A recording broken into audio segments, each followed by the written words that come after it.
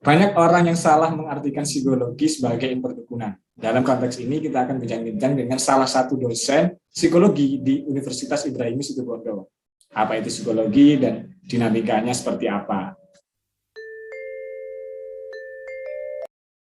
Di samping saya sudah ada beliau, namanya Mas Fauzul, dia salah satu dosen di psikologi Ibrahim Situbondo. Halo Mas Fauzul. Halo, Gimana kabarnya? alhamdulillah sehat. Sudah dapat berapa semester atau berapa tahun menjadi dosen? Baru 2 semester ini. Ini sekarang Baru semester 2. terbilang dosen baru berarti ya? Ya, dan baru. Mestinya ini lebih idealis dan teoritis sih. Ya, harusnya gitu. Apa Mas Azul, kira-kira motif Anda sebagai dosen psikologi, apa yang Anda cari sebenarnya? Ya, kita kan dengan jadi dosen itu kan, ya enaknya maksudnya. Enaknya itu kan kita bisa terus belajar, terus kita mengembangkan keilmuan itu aja sih. Jadi kita terus berkembang, mengembangkan keilmuannya aja, terus belajar banyak hal-hal yang belum kita pelajari saat kuliah sebelumnya, yang mungkin belum yang mungkin belum kita pelajari secara mendalam, ya bisa kita explore lagi, bisa kita berdalam lagi saat kita jadi dosen. Kenapa harus di psikologi? Memang dari awal psikologi menjadi pilihan pertama ketika masuk jenjang perguruan tinggi.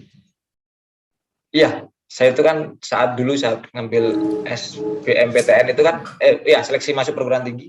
Untuk pilihan pertama memang saya isi psikologi. Untuk pilihan kedua saya enggak isi, memang. Satu-satunya memang. Apa yang membuat tertantang? Apa yang menjadikan psikologi sebagai disiplin ilmu yang menarik untuk dipelajari, kira-kira? Kalau dulu di awal saat ingin memilih jurusan psikologi, memang saya dulu tertarik untuk mempelajari, untuk mengetahui ya, kenapa sih orang bisa berbuat yang tidak baik, kenapa sih orang bisa berbuat baik, kenapa sih orang berbuat seperti itu, yang melakukan perilaku tertentu lah, kira-kira ya, mungkin ya tentunya baik-baik atau tidak baik menurut norma yang ada. Dulu saya ingin mengetahui itu, kenapa mereka melakukan perilaku tertentu aja. Iya, berarti Dulunya, lebih ke awal sebelum masuk. alasan. Nah, berarti lebih ke alasan orang berperilaku tertentu, motif orang, gitu kan? Nah, psikologi Ya, psikologi bisa menjawab itu berarti, kan begitu? Ya, waktu itu ketika saya coba cari, cari tahu lah ilmu apa atau mungkin jurusan apa yang mempelajari tentang itu, ternyata ketemunya di psikologi. Terus juga di waktu SMA saya juga sudah pernah ikut tes untuk untuk peminatan jurusan, dan juga peminatan peminatan jurusan di SMA kan ada. Itu ternyata ya saya ketahui, ya setelah saya cari tahu, ternyata itu sih ya ilmunya dari psikologi juga. Ya, tapi kan gini Mas Abzul, kalau psikologi, kalau kita hanya sekedar ingin mencari alasan atau motif seseorang melakukan sesuatu, memangnya untuk menjawab ini hanya ada di disiplin ilmu psikologi. Nah, ini akhirnya yang menjadi salah paham ya, atau yang sering beredar di masyarakat. Psikologi dikaitkan dengan perdukunan. Maksudnya begini, kenapa enggak kita jadi dukun aja kalau kita sekedar cari motif atau alasan seseorang gitu. Kenapa harus di psikologi? Oh iya, waktu itu memang saya cari yang ilmiah loh ya, maksudnya bukan berartian kita ya sifatnya memang cari kenapa sih orang berbuat seperti ini, kenapa ya, memang awal ketertarikan saja sebetulnya, ketertarikan untuk mengetahui kira-kira ada nggak ilmu yang secara ilmiah mengkaji ini, atau ternyata ketemunya di psikologi. Kalau memang untuk masalah dukun ya memang saya memang enggak, ya bukan, ya pernah tahu lah prosesnya dukun seperti apa, cuman enggak, ternyata saya juga nggak punya bakat untuk jadi dukun. Terus saya juga ada. Ini yang membedakan psikologi dengan dukun. Apa ya? Jelaskan beda ya. Jelasnya kan beda. Apa kira-kira yang membedakan? Ya, kalau dukun sama psikologi kan sama-sama punya kemampuan lah ya, dari segi proses memperoleh kemampuannya. Kalau psikologi, kita cara memperoleh kemampuannya, keterampilan yang kita punya itu kan melalui proses jenjang kuliah, baik dari S1, S2, S3. Ya kan, kalau dukun itu kan cara memperoleh kemampuannya ya bisa dengan semedi, mungkin bisa dengan bertapa atau apa enggak tahu saya kan, kalau rata-rata atau mungkin bahkan dari faktor keturunan ya, pewarisan ilmu mungkin.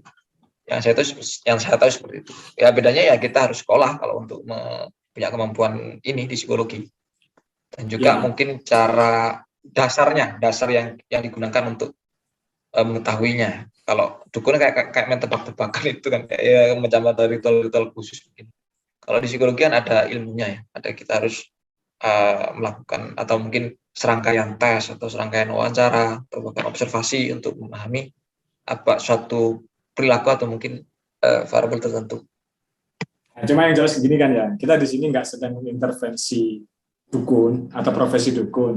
Kita nggak sedang mana yang lebih ideal, tidak jelasnya. Cuma yang jelas dukun dan psikologi itu beda, kan sekedar itu saja toh. Nah, kira-kira dalam masalah memprediksi di psikologi, apakah benar 100% atau tetap ada angka kesalahan atau tetap apa maksudnya gini, apa prediksi psikologi itu juga berpotensi untuk salah, Mas Ozul? Kalau ya kendala kita ketika kita membuat alat itu salah satu kendala kita ketika ingin menyusun suatu alat ukur di psikologi yang berdasarkan yang saya tahu memang ada error istilah error pengukuran lah. Kalau memang dalam penelitian rata-rata toleransinya kan 5%, ya 0,05 itu toleransinya, batas toleransi errornya ya. Dan juga ya itu tadi ya kalau mesti error ya mesti ada kesalahan itu. Mestinya akuratnya tidak bisa akurat 100%, tidak bisa. Karena kita juga ada banyak karena kondisi yang kita kan subjek kita kan manusia yang berbeda dari suatu ya mungkin dari person ke person atau tiap orang kan beda. Terus yang juga dan juga orang berdasarkan wilayah geografisnya juga kadang yang beda juga kan. Individunya juga beda, latar belakang suku budaya itu kan juga sesuatu yang kompleks. Jadi error itu pasti ada. Selain memprediksi, apa hal lain yang bisa kita pelajari atau kita ambil dari psikologi? Yang bisa kita pelajari ya untuk diterapkan sehari-hari nih ya. Ya.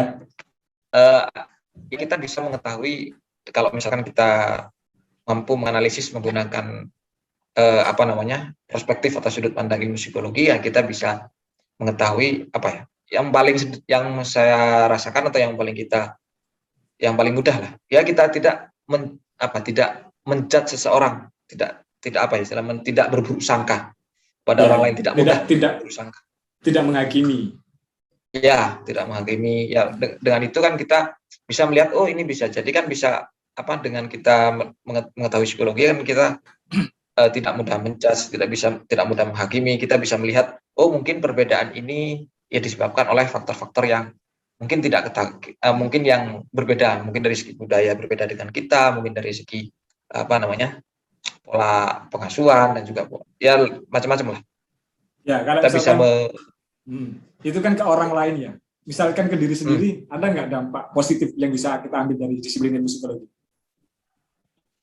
Ya kalau dampak positif ya jelas ada. Ya kita bisa setidaknya ketika kita mengalami sesuatu yang sifatnya mungkin permasalahan mental ya atau mungkin ya orang psikologi juga manusia tentu dia juga sering merasakan susah, merasakan galau dan lain sebagainya, hal-hal yang negatif lah. Nah tentu kita kalau masih dalam gejala ringan kita juga tahu kita harus ngapain, yang harus kita lakukan itu apa, untuk setidaknya untuk self healing lah, ya, untuk menyembuhkan diri sendiri lah, kira-kira begitu. Mengenali diri sendiri ya begitu juga barangkali. Ya.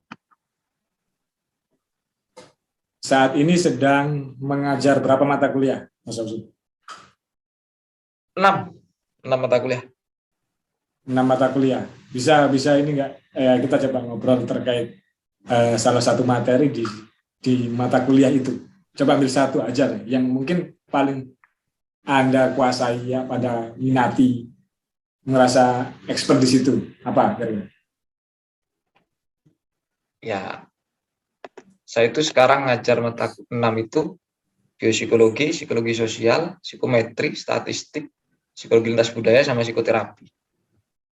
Itu yang saya ngajar semester ini. Apa yang dari ke 6 mata kuliah? Salah satu mata kuliah yang Anda sukai? Ya sebetulnya saya lebih suka statistik ya sama psikometri sebetulnya. Ya di samping ada juga psikologi sosial sama lintas budaya juga menarik menurut saya. Ternyata begitu. Psikologi yang kata orang atau kita dulu menganggap bahwasanya di mata kuliah ini itu tidak ada angka, tidak ada matematika. Ternyata kita ditawari mata kuliah ini gitu, statistik, begitu Mas Sofyan. Seberapa penting statistik dalam disiplin ilmu ini? Ya kalau statistik ya jelas memang ya dalam disiplin ilmu psikologi khususnya itu sangat penting, terutama ketika kita melakukan penelitian yang sifatnya kuantitatif. Ya. Itu sangat memiliki peranan di situ karena salah satu prosedur yang harus kita lakukan untuk analisis data ya harus melalui statistik, harus dengan aplikasi mungkin ya, dengan berbagai macam aplikasi statistik yang sudah ada. Kalau tanpa itu ya kita tidak bisa Ya, berarti statistik statistik menjadi alat untuk penelitian ya, menjadi alat ya. Menjadi alat penelitian kan gitu ya. Sebelum kita melakukan penelitian barangkali Mas Yusuf, hal dasar atau ide apa yang harus kita kantongi?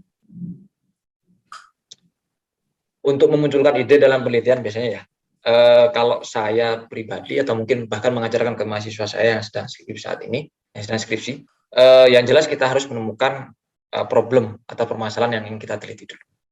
Caranya gimana ya, kita harus menentukan subjek yang akan kita teliti itu siapa. Nah dari subjek itu baru kita lakukan ya mungkin studi pendahuluan, ya bisa dengan observasi, bisa dengan wawancara mungkin ya, dengan dari situ kan kita tahu permasalahan yang dialami itu kayak gimana, baru dari situ kita ambil ke ambil salah satu masalah yang dialami oleh subjek yang akan kita teliti itu sebagai variabel penelitian kita. Baru setelah itu berlanjut dengan melalui studi literatur yang harus kita lakukan. Lebih ideal mana kita cari masalahnya dulu atau kita cari respondennya dulu? Mungkin itu juga yang menjadi permasalahan mahasiswa ketika dia sudah melakukan penelitian, dia mengalami kesulitan akses misalnya ke responden, atau respondennya sudah ada, ternyata nggak ada masalah dalam responden ini, dalam populasi ini biasanya. Lebih ideal mana kira-kira Mas Yusuf? Ya sebetulnya kalau itu kan masalah berkaitan dengan selera peneliti atau cara penelitian untuk menemukan ide atau judulnya ya, ide penelitian atau topik penelitian yang akan dia teliti. Cuman kalau saya lebih mudah untuk memilih itu menentukan subjeknya dulu, partisipannya akan saya teliti itu siapa, baru habis itu kita menentukan problemnya itu apa, problem yang dialami oleh oleh partisipan itu. Saya yakin untuk setiap manusia itu kan punya problem ya, punya permasalahan. Saya yakin pasti ada. Saya yakin ada permasalahan dari satu kelompok atau suatu komunitas tertentu yang dialami, yang menarik untuk kita teliti.